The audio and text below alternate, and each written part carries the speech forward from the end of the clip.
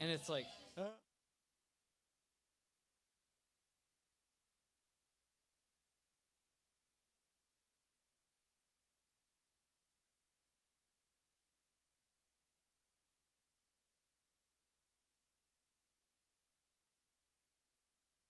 if you could please stand with me and turn in your hymnals to hymn number 614, hymn 614, Onward Christian Soldiers, the first, second, fourth, and fifth verse. Onward Christian soldiers, marching as to war, with the cross of Jesus going on before. Christ the royal master leads against the foe. Forward into battle, see his banner go. Onward Christian soldiers, marching as to war, with the cross of Jesus going on before. At the sign of triumph, Satan's host doth flee. On then, Christian soldiers, unto victory. Hell's foundations quiver at the shout of praise. Brothers, lift your voices, loud your anthems raise. Onward Christian soldiers, marching as to war, with the cross of Jesus going on before. Crowns and thrones may perish, kingdoms rise and wane, but the cross of Jesus constant will remain. Gates of hell can never against the church prevail. We have Christ's own promise, and that cannot fail. Onward Christian soldiers, marching as to war, with the cross of Jesus going on before. Onward then, ye people, join our happy throng, blend with ours your voices in the triumph song. Glory, laud, and honor, Christ the King. This through countless ages, men and angels sing. Onward Christian soldiers, marching as to war, with the cross of Jesus going on before. Good singing. You may be seated. Amen. Well, good morning. Looks like it's going to be a hot day today, but looks like it's nice as well. Glad you're able to join us this morning. And let's see here. Going to go through bulletin announcements. So this week is junior camp. And yeah, woohoo. And so we've got 3 junior campers from Bellevue going, excited for that. So let's make sure we are in prayer for that. And then thankfully, your NAR stepped up to the plate, got off work, and he's taken over for Pastor Matt, and he'll be the boys counselor for both Foundation and Bellevue. And so be in prayer for your NAR, because I think he's going down to Goldendale, coming back Friday, and then turning around and driving down to Eugene, Oregon, to be with Hillview Baptist Church the weekend after that. So it's going to be a long week for Yunar, but thankful for him and just willing to serve. And then we've got family camp coming up, August 8th through the 10th. Oh, man, it's kind of sad that we're starting to talk about August dates already, and it's not that far away. So that's at the Cougar Rock Campground there in Mount Rainier National Park. will be joining Foundation Baptist Church. Cost is $40 per family. That will include the campsite, and then no, that's not worded correctly. It does not include the campsite as well as vehicle parking pass. The vehicle parking pass is, I think, $30 to get into Rainier National Park, unless you have already a vehicle parking pass. Do you? Lifetime. I don't even know how that works. There you go. The one benefit. The one benefit. Well, praise the Lord. So Brother Jeff is covered. Yeah. Yeah. So hold on though. Like 1 car, 2 cars, 3 cars. Yeah. Anyways, okay. So yeah, the one-time diabetes is to your benefit. All right. So family camp. Let me know. I know some have already let me know, kind of pre-registered, whatever. When we reserved our spots, but do let me know if you want to attend, if you think you're going to be able to attend. That will be a good time. Now, the way we're going to work this out is that families are going to be responsible for food, but we're going to kind of come together, have a fire, and campfire s'mores and everything else. So it'll just be light on the logistics, which will be nice. And then looking forward dates, man, we've got Anniversary Sunday, and it's less than 2 months away. It's September 15th. I'm excited.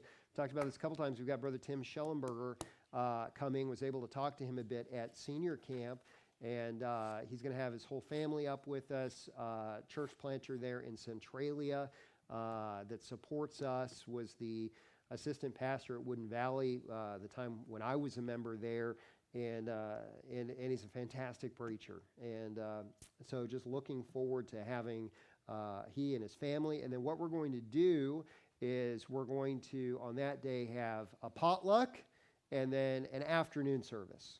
And so we'll just kind of make a big day of it, and then not have a regular evening service, but just have the afternoon service.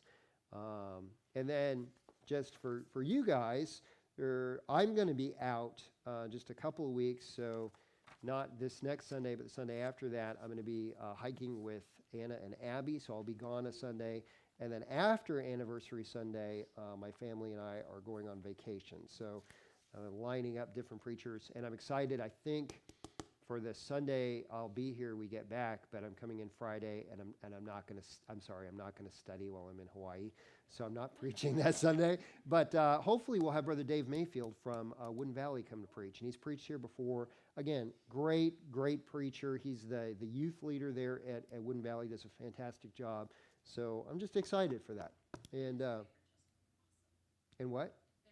Yeah, they are. Yeah, the Mayfields are great. And so thankful for that. Looking forward to it. And then I've asked some others to preach as well. And so we've got Yernar that's going to be preaching a growth class, and I think teaching a growth class too, hopefully. So yeah, some fun stuff for the summer.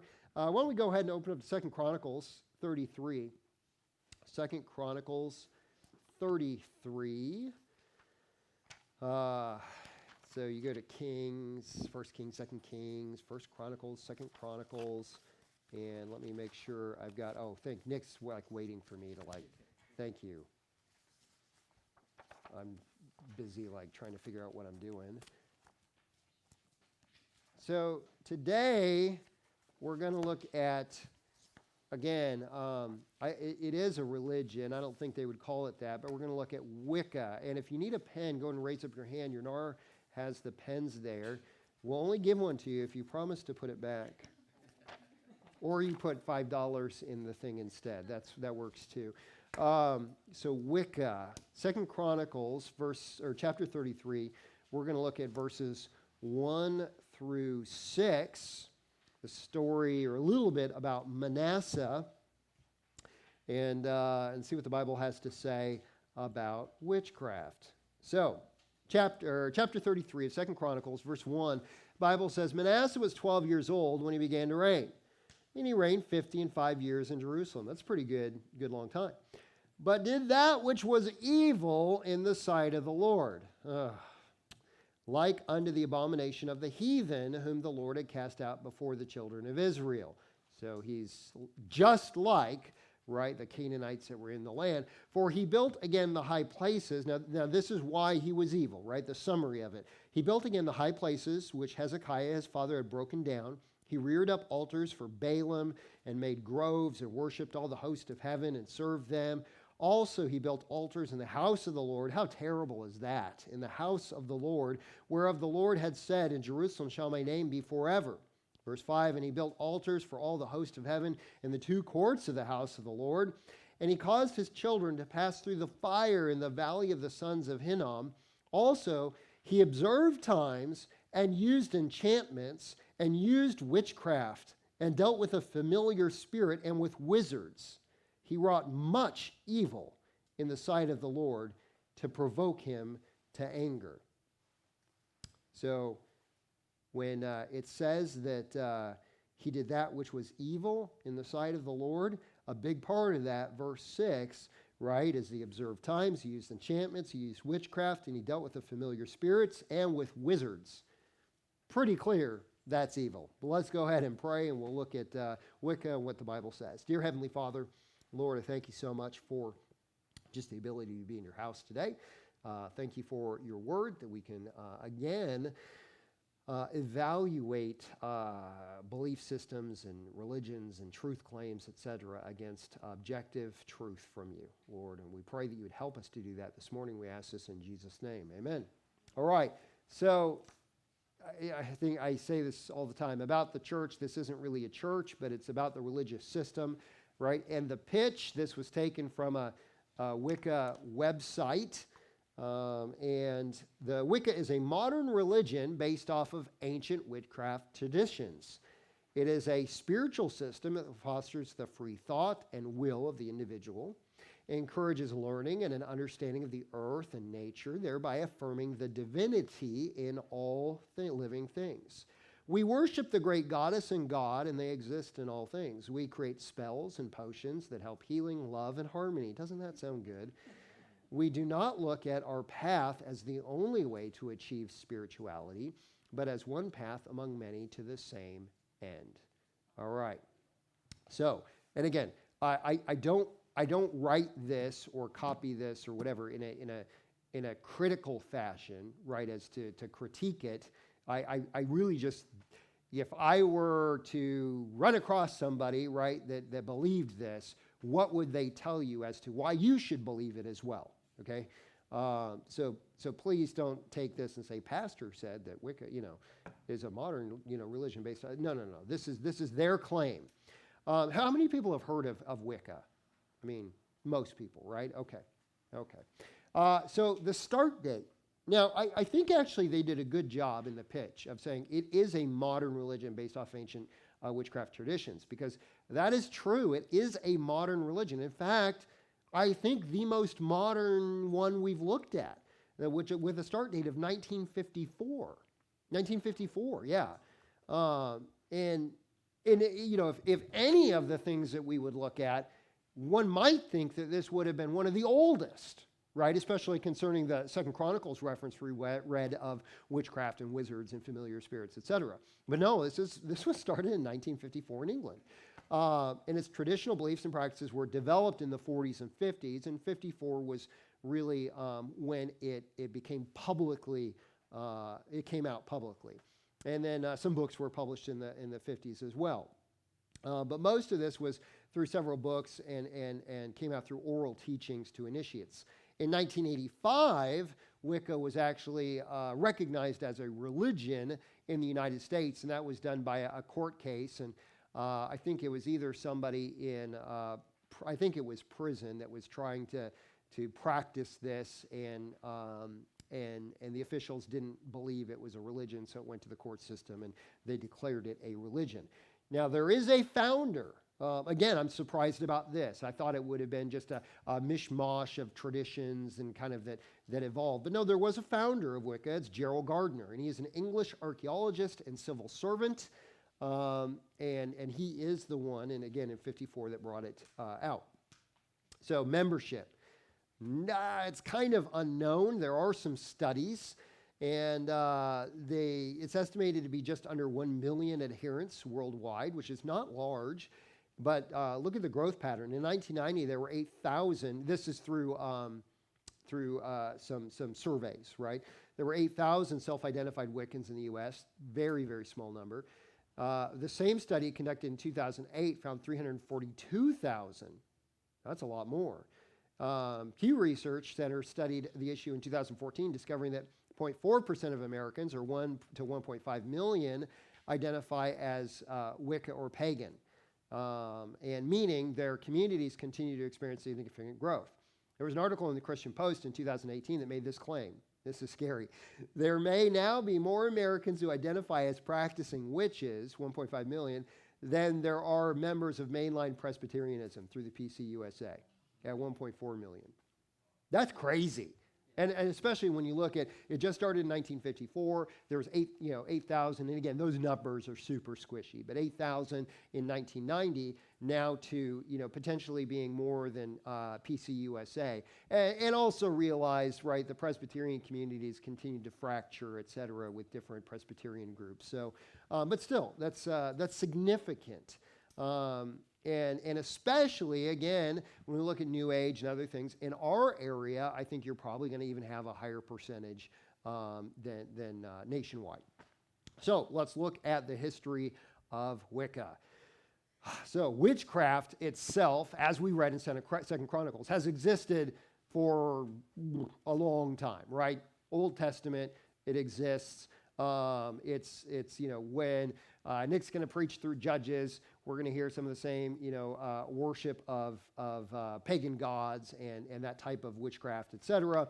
And so it's been around for a long time, the occult, divinations, etc.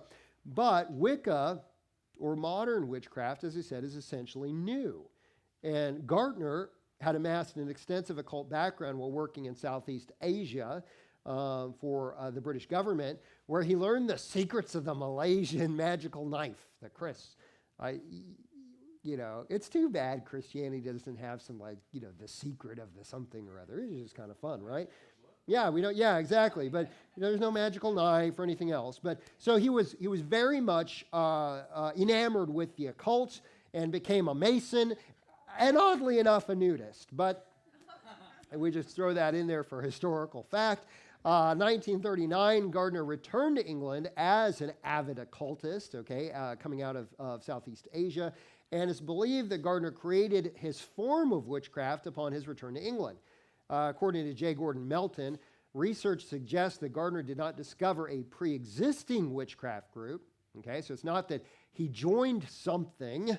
A paper by Gardner published by Ripley's Believe It or Not disclosed that Gardner took the magical resources he acquired in Asia and a selection of Western magical texts and created a new religion centered upon the worship of the Mother Goddess. The Mother Goddess. And Mother Goddess worship has become the major focus of modern witchcraft or Wicca. And so again, witchcraft itself, not something new. Wicca actually is. Although it's, taking kind of portions of things that were old. So Gardner was also heavily influenced by a man named Aleister Crowley. He was an occultist, and his influence can be seen especially in Wicca and ritual acts and ritual acts that involved sexual things and magic and the various occult elements that have all been blended kind of together eclectically as referenced in Gerald Gardner's writings. But much of Wicca is focused on feminine spirituality. Feminine spirituality. And although men can be Wiccans as well, there are certain traditions, I guess that you could say, or denominations of Wiccan, like Dianic Wiccans, where sometimes there cannot be men. But mostly Wiccans can be men as well, but it's very, very focused on the feminine. And so NBC cited that witchcraft, this is NBC, this isn't like, not that I'm a big fan of NBC, but this is mainstream, right? They cited that witchcraft is making a comeback with feminists in the U.S. because of the allure of divine feminine power. Wiccans are initiated into a coven of witches where they conduct spells, meditation, prayer, and worship. So seriously, like it's called a coven. I mean, and they have a high, I think it's the high priestess of the coven, and there's degrees, 3 degrees of being a Wiccan, a witch, and so that's kind of how that is done. But Wicca has effectively repackaged witchcraft for millennial consumption. No longer are witchcraft and paganism satanic and demonic. No.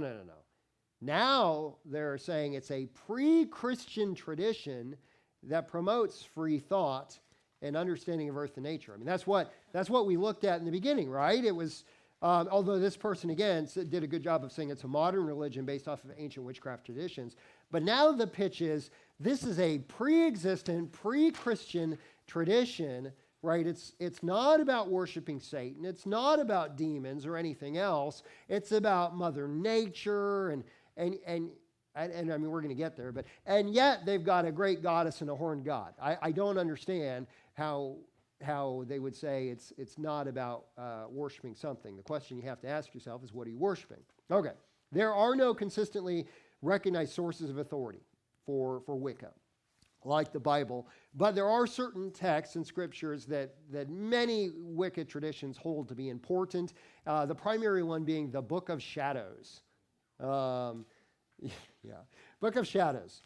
It was created by Gartner. So who created Wicca? Gartner, right? So the Book of Shadows was created by Gartner and contains different texts from different authors. So this was an amalgamation that he created, and that he would adapt his book over time. So this, unlike other religions, was not something where he's claiming it's the Word of God, right, via some medium, right, to present it to people. This really is like what you would think of as witchcraft, as a almost pseudo.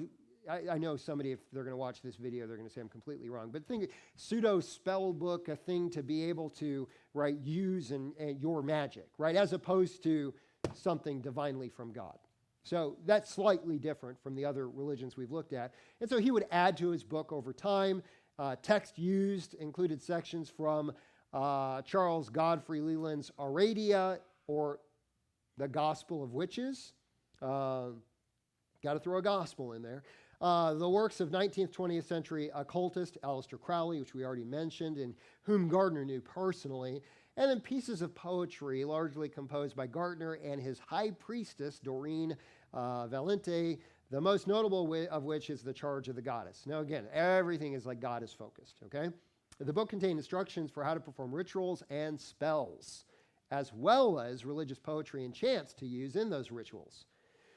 So you can see kind of how I would relate it to, a spell book or whatever. The original intent was that every copy of the book would be different, because every adherent or initiate or whatever would modify it, right, for their purposes. But today, Gardnerian witches keep all copies of the book identical to the version that the high priestess Monique Wilson copied from Gardner, with nothing being altered, okay? Now, the Book of Shadows originally meant to be kept a secret, but portions of this have been published by different authors. So that's their book. You can see it's different from many of the other religions where it's not about God said, right? It's very different. But so let's look at some of their key beliefs. Christelle. Where do you see it? BTW by meant to keep a secret from non-initiates into I don't know. I was like, by the way, but that's not it. No, I don't know. I think that was one of the groups. Yeah, Jeff. So I don't want to assume what is a spell? I mean, how do they use it? It's a good question. So I have a little bit on magic. Let's read a little bit further, okay, and then we'll kind of circle back, because there are different views on exactly what magic is, which I would assume, assumption, that's going to play into what you believe a spell is, okay, right? And whether it's positive or negative. Yes, yeah, exactly. So, okay, key beliefs. Wicca's not been around for that long, but there are a multitude of traditions. I mentioned a couple of them, but hereditary family tradition, shamanic, right, like shamans, Gardnerian, which would be clear or true to Gerald Gardner, Alexandrian, Celtic, British traditionalists, Dianic, and again, the goddess Diana, right? That would be, or Artemis. That would be those that, that one is like supremely feminine. Circlecraft, eclectic, etc. And so everybody's kind of branched off and made their own. There's no core theology or authority within Wicca. There's some that have claimed to be hereditary witches, so they weren't initiates of a witch. They just basically said, I was born with it, and I'm now a leader of a coven or whatever, right? So very interesting. But again, that's no different than Joseph Smith saying I was visited by an angel or anybody else, right? So so a different mechanism, but the same. So let's get into this idea of feminine worship, because this is very much centered around it. So in older forms, and again, 1954 is not that old, right? But Wicca holds a duotheistic belief system. Duotheistic. What does duo mean? What's the two, right? Right, two gods, right? Duotheistic. A female mother goddess and a male horned god. Now, I don't do pictures here, but it's just creepy. I mean, it's like a horned goat god. Like sometimes we think of the devil as like the Halloween devil of the red, horns and really the pitchfork and everything. It's interesting in the Bible when God talks about his people, he talks about them usually as sheep. When he talks about lost people, what does he refer to them? Goats. I mean, just the parallels are, I can't get past it. He is the horned goat God. He looks like a goat. He has horns. And so that's the duotheism. Now, what's interesting, though, is for them, even for those that are duotheistic, the mother goddess is the high god. It's almost as though the horn god is the sidekick. Jeff? BTW is British Traditional Wicca. Thank you. Good job. Which would be kind of Gardnerian, right? Traditional. So, horn god, Wicca, became more influenced by feminism as time went on, though it's become more oriented toward goddess worship. So, Joan Salomonson, she's the author of Enchanted Feminism, concludes in a Wiccan, right? Witches perceive of themselves as having left the Father's house, Jewish and Christian religions, and returned home to the self, goddess religion, with a call to heal Western women's and men's alienation from community and spirituality, and to become benders of human and societal developments.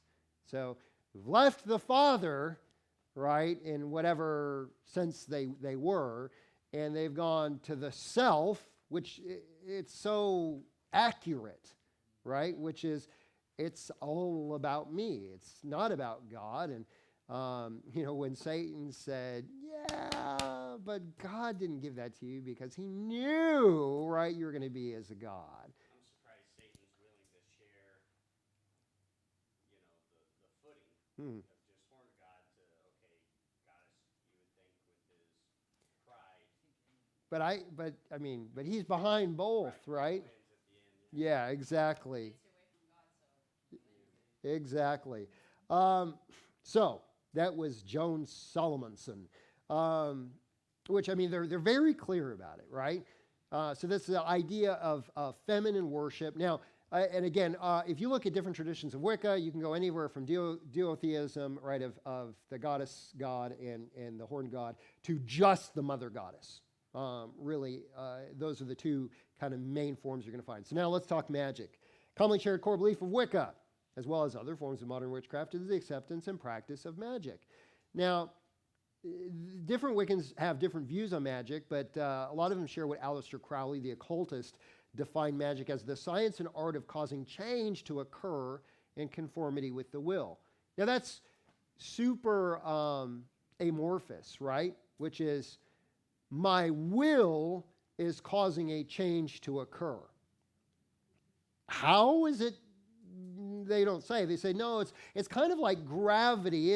It happens. It's just poorly understood. And so really it's about taking the elements of the earth and everything else, and we're using something that's already there. It's not supernatural, and yet I don't know how your will directing something to occur would be anything other than supernatural. So they're trying to define it as more of an earth, like it's I'm using gravity or using Newtonian physics or whatever it is. But so they're trying to make it less supernatural, but I don't see how they get there.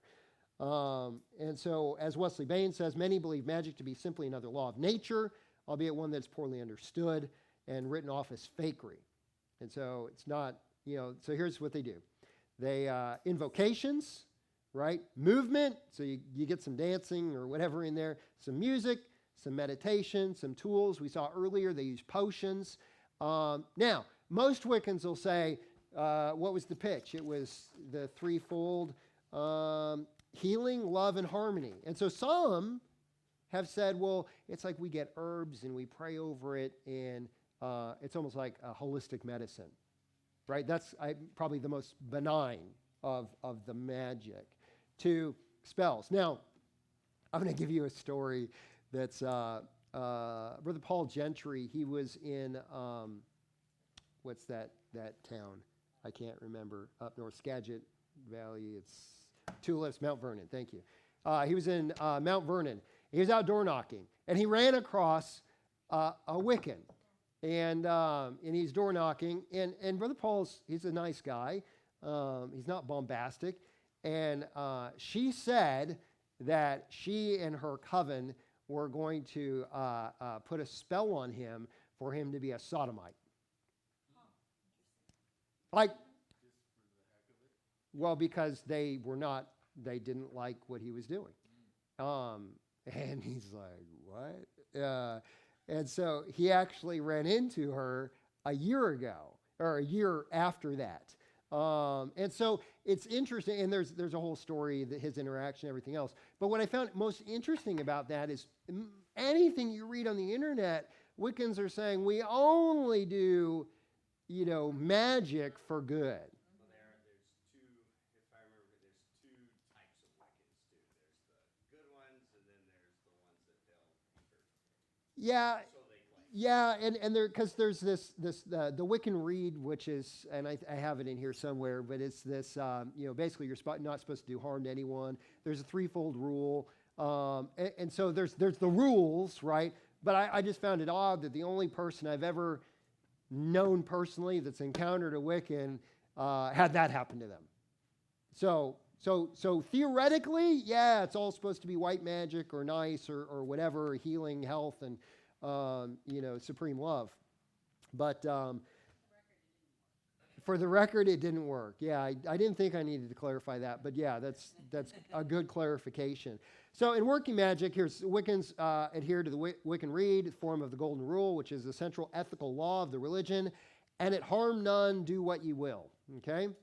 Most Wiccans acknowledge that whatever magical force is sent out returns magnified to the sender, whether good or bad, and this is the rule of three. So it's almost like this karmic retribution that you see in Eastern religions, except they believe it returns threefold. So if it's good, you get 3 times the good. If it's bad, you get 3 times the bad. And so most Wiccans celebrate 8 holidays or holy days or Sabbats centered around the solar cycles, and Esbats centered around the lunar cycles. Celebrations are supposedly times of heightened interaction between the natural and the supernatural worlds. Okay, so they say that they don't worship Satan, but any form of supernatural worship that is not real worship of the true and living God is satanic. I mean, that's just what it is. 2 Corinthians 4:4 says, in whom the God of this world, there is a God of this world. Right? And whether you say it's the great goddess or the horn god or the angel Moroni or anything else, there is a God of this world. And it says, has blinded the minds of them which believe not, lest the light of the glorious gospel of Christ, who is the image of God, should shine unto them. John 8:44, ye are of your father the devil, He didn't mince words, right? And the lust of your father you will do. He was a murderer from the beginning and abode not in the truth, because there is no truth in him. When he speaketh a lie, he speaketh of his own, for he's a liar and the father of it. By the way, when Jesus said that to the Pharisees, right, the ultra-religious, that doesn't just apply to the Pharisees. This is a binary world, right? There is, you are of God or you are not, and if you fall in the not category, then there is one, right, the prince of the power of the air, right, the one who rules this world, and that is Satan. And so whether you acknowledge it as such doesn't matter. In fact, 2 chapters from now, in 1 Corinthians, we're going to look and see what Paul says about worshiping idols and what they really are, and that they are devils. We'll call them doctrines, but their belief of God. I already talked about the mother goddess and her companion, the horned god. They say both of these deities manifest themselves in and through nature, so they're pantheistic. But you may also have heard the goddess referred to as Mother Nature. And so they've co-opted, I don't know where the term Mother Nature first started, but they've co-opted that to be the great goddess. And Wiccans believe that the goddess is in everything, in rocks, in trees, in earth, in the sky. Sometimes the goddess is represented by specific female deities. We talked about Artemis or Diana, or Gaia. Yeah, I don't know if I'm saying that right. Gaia, but the goddess of the earth. Some Wiccans even claim that the goddess is Mary, the mother of Jesus. Yeah. The horn god is often represented by the lusty Greek god Pan, or the Egyptian god of the dead Osiris. He is the horn god that is often represented with the goat head. Talked about that. The mother goddess is represented by the moon, and the horn god by the sun. All right. So what does the Bible say about God? There's one God, right? Absolutely. There's one God. There was one manifestation or incarnation of God, and that's the man Jesus Christ, right? Afterlife. Although there's no universal belief in Wicca, most adherents believe in some existence of the soul after death, whether through reincarnation or an afterlife. But many Wiccans have amalgamated beliefs from different traditions to create their own regarding an afterlife. And that's really not their focus. It's really not. And again, where maybe Hindus or many of the religions we looked at, right, Hindus, Buddhism, Islam, where a focus is an afterlife or a reincarnation, another life, and trying to get better, their focus is not. Salvation. There's really no form of salvation in Wicca. It's not talked about. The rule of 3 seems to illustrate a view that you will be judged and rewarded based on your deeds. But again, that's an inference only, right? Because there seems to be some idea of works-based retribution that you get back according to what you've given. And so it would make sense, if you play that out, that somehow cosmic judgment, right, would be according to that. But again, that's salvation is not their focus. So I've got a ton of verses about witchcraft, right? Divination, magic, mediums, right? Or divination, or having spirits, necromancy, contacting the dead, sorcery, witchcraft, etc. And I'm going to leave those for you to be able to go through or have. But one of the things I wanted to point to is that through different, even mainstream articles, even Focus on the Family had something where you might think, Wicca? Like this is super obscure. It's not mainstream. Why does it matter? And in fact, what we're seeing is a lot of young women, especially, right, this is attractive to them because it's giving them a means of empowerment. It speaks kind of specifically to them. And I'm telling you, when they create, I saw pictures and some people that were in it that got out of it, like they have these little shrines of the great goddess and the horn god and the candles and everything else, and they're praying over it. I mean, it is wicked and demonic. But it's very, very much focused on trying to get, young women and girls into this. And it's something we need to be aware of. And again, The whole, I mean, I was looking at in Salem, Massachusetts, which, right, we know the witchcraft trials there and everything else, but it's become a tourist attraction of witchcraft, but there's these groups of I have to say radical feminists that are very much embracing this, and they've tied it now with their political leanings, as well as then the spirituality aspect. Because, friend, everybody has a desire for something spiritual, right? God has created a need in us to commune with Him, and that's why these things like, what do they say? They said like ours isn't the only way to spirituality, to achieve spirituality, but one path of many. But you have to ask yourself, what is spirituality? Like, what does that even mean? You're connected with spirits. Man, you better figure out what kind of spirits, right? That's important. And so something to be, again, it's obscure, but something to be on the lookout, especially for maybe young women that feel marginalized and that don't feel like they're where they need to be, or they're underrepresented, or somehow something has marginalized them. This might be something that is attractive to them.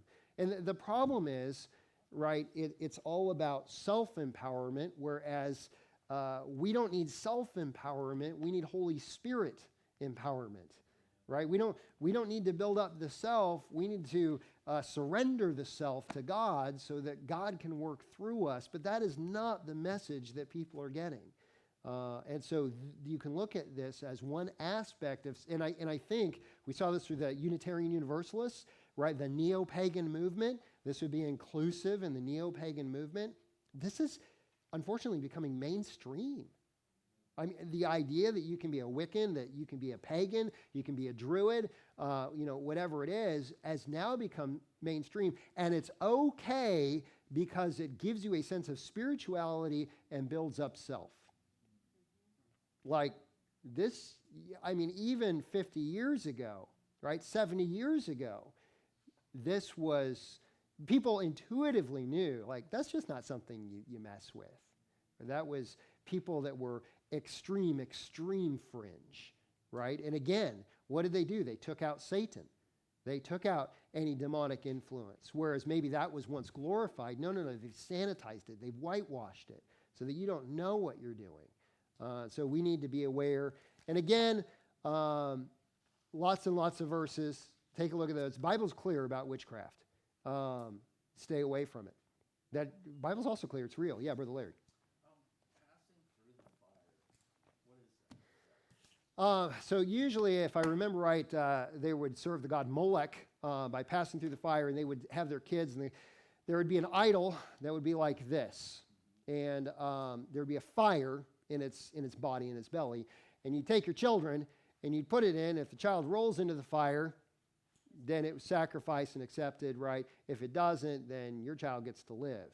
And so that'd be the idea of this specific type of idol worship, but it was, I mean, abhorrently wicked, right? Where you're sacrificing children.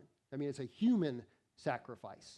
And so for a member of God's people, right, nationally, whether you know God or not, but where God's put His stamp on you and He's given you His word and everything else, for you to do that, that's supremely wicked. Any other questions? And gross. Yeah, absolutely. And I don't know, infant mortality rate being higher, whether it was how do you get to a point where it's more acceptable? I'm not sure, but at the same time, we deal with abortion today, and somehow, I mean, at least ish 50% of our society thinks it's morally acceptable. How is that different? Right? And it's the god of convenience, the god of self, instead of the god of Molech. But all right, we are dismissed. You got 15 minutes before the next.